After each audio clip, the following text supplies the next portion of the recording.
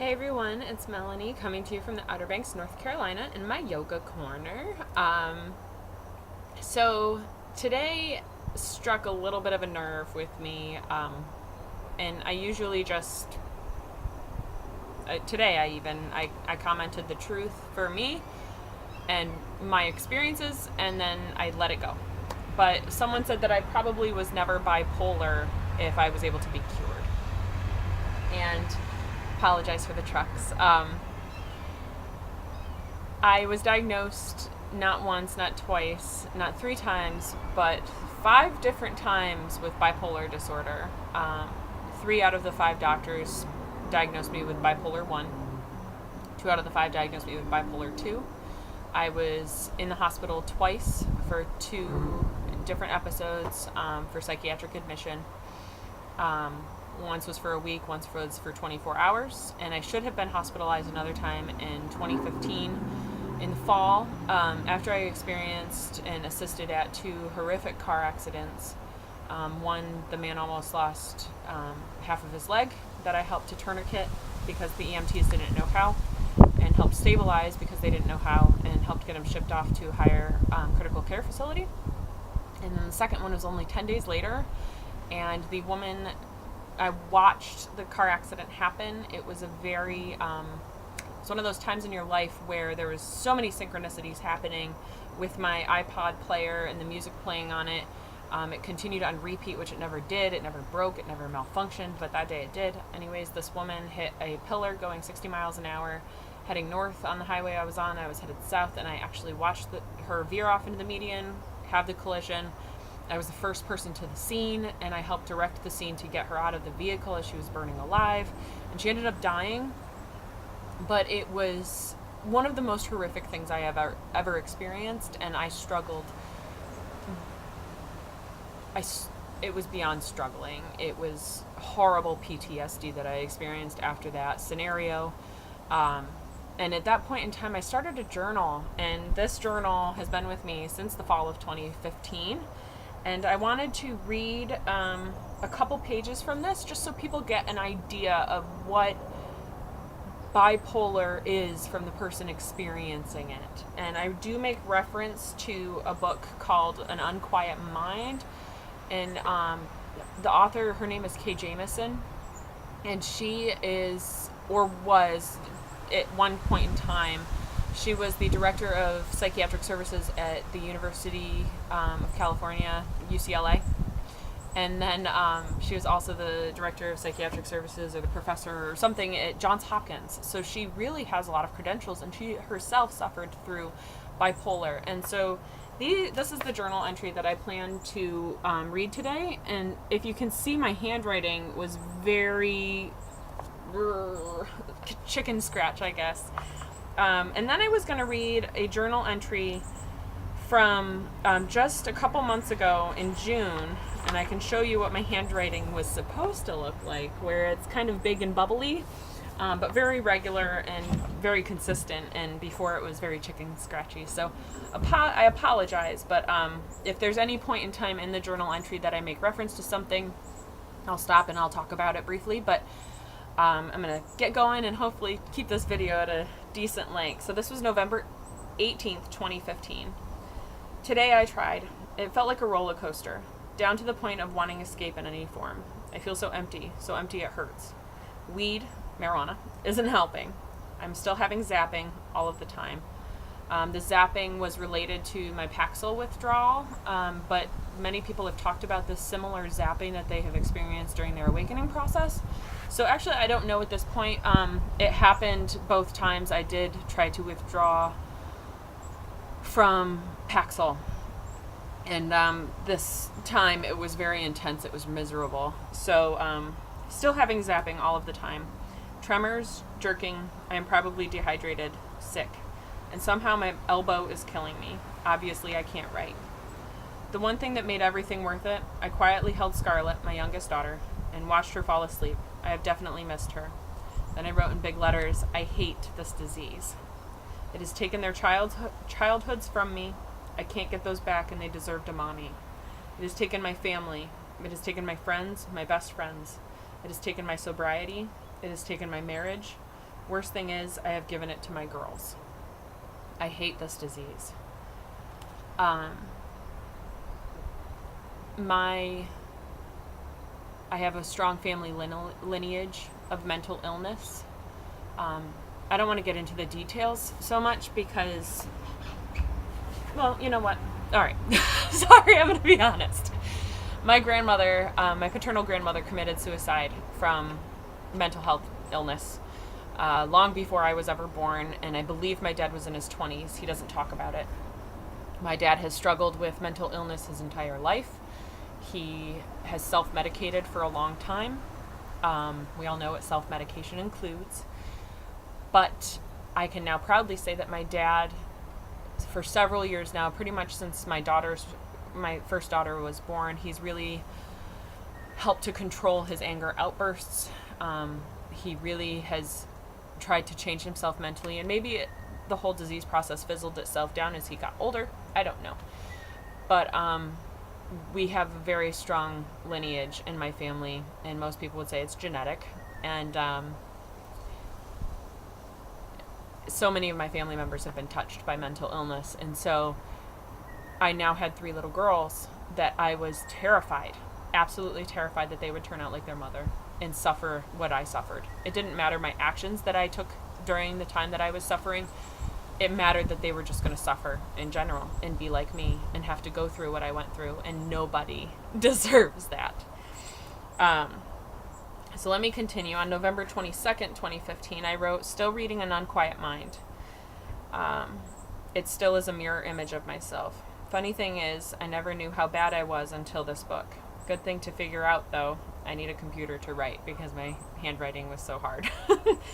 Dr. Member, my doctor at the time, refused a second lithium level. He had increased my lithium level after starting probably 6 weeks prior to that, and I was continuing to have agitation and anger outbursts, and so he increased my lithium level by 450 milligrams on a Saturday. And Monday that week, I had started running a couple weeks prior. I fell down 5 times during my run, and I had a hematoma on my leg the size of a grapefruit, and it didn't heal for 3 months after that because I was so unhealthy.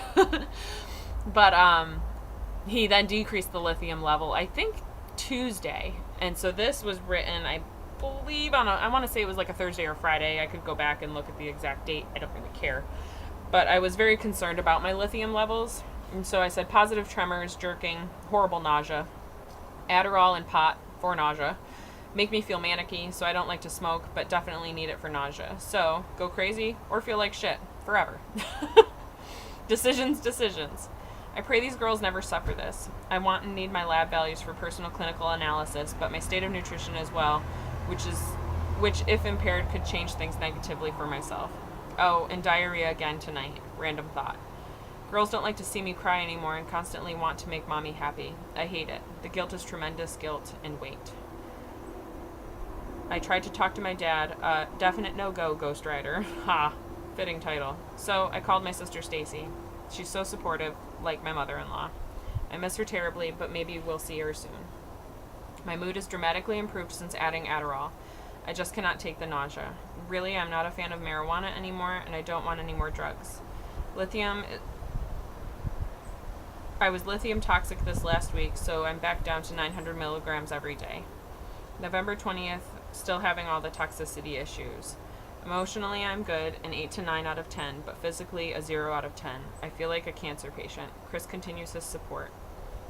And then I noted that peppermint oil was great for nausea.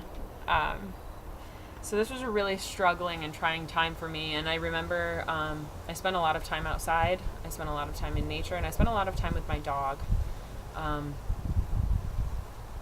remember feeling very alone. I remember feeling very disassociated from everybody.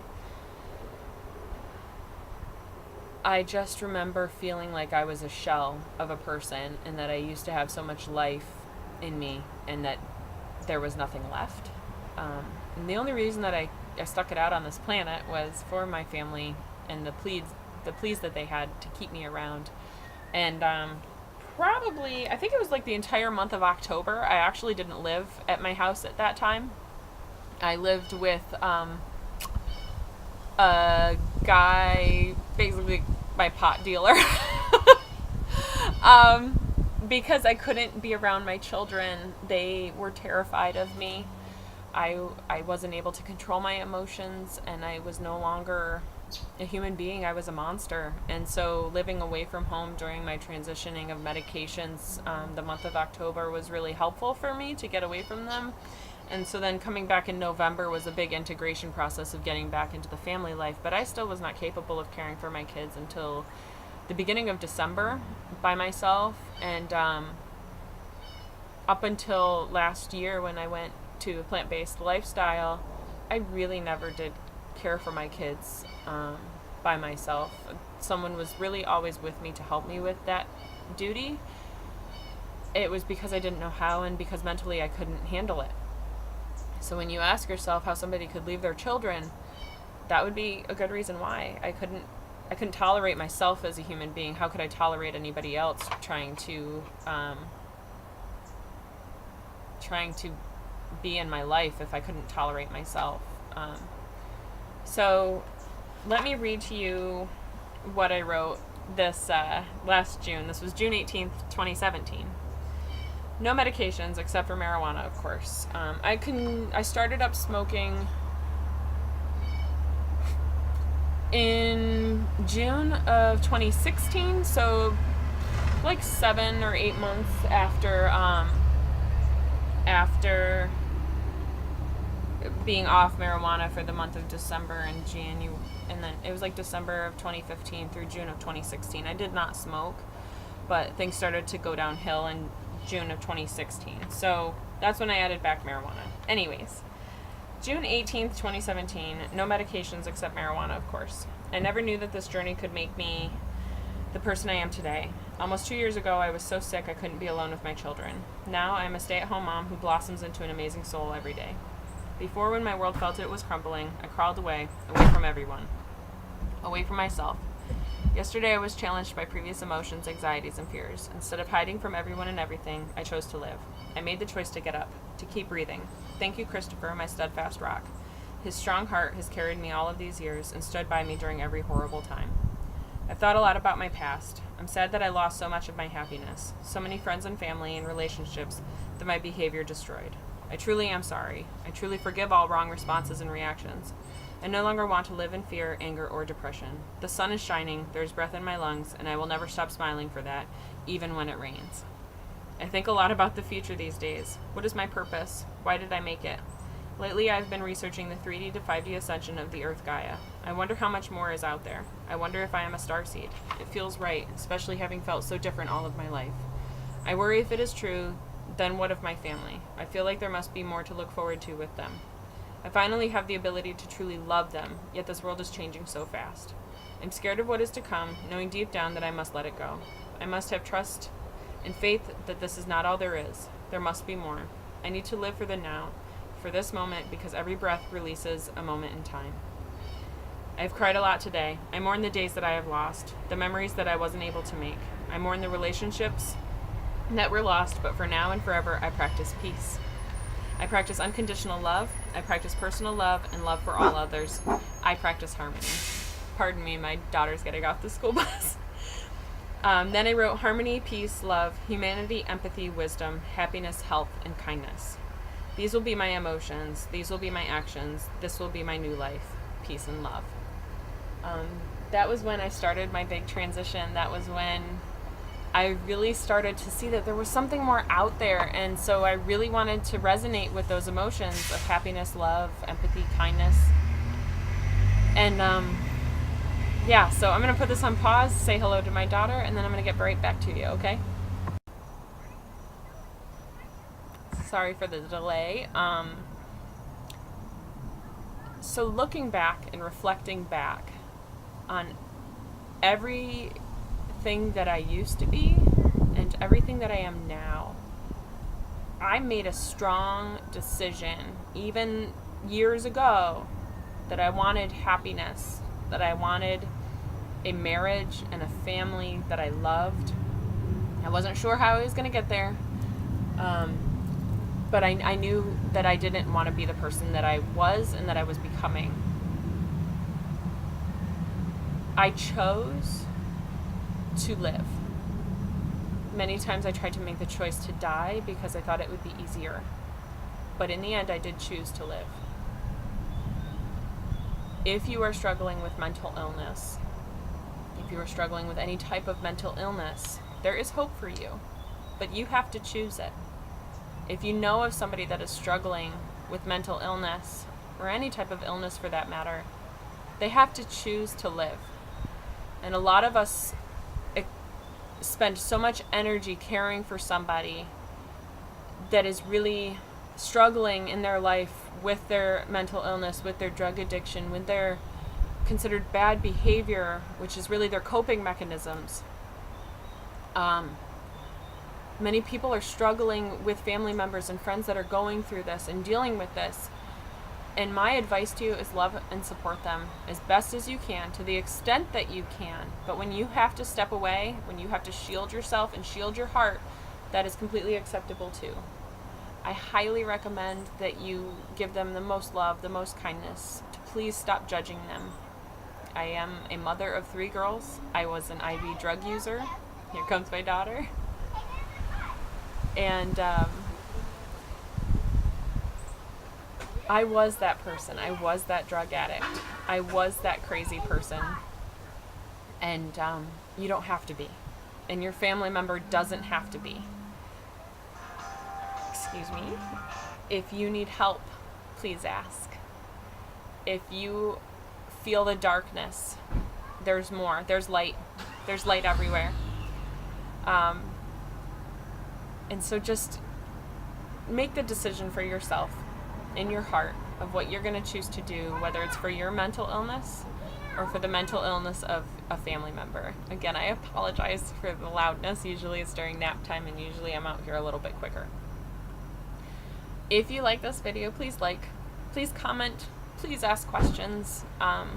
Again, I was a nurse for a very long time, and I'm very educated in the medical field. And if you need a friend to talk to, I'm here. Please share my video so that we can reach more people. There is a cure for bipolar, even though they'll tell you there's not. There is a cure for mental illness, even though they will tell you there is not. There's a cure for all of this. It's out here, but you have to choose, and you have to want it. So I wish all of you the best. I hope you have a wonderful day. And peace and love, friends. Namaste.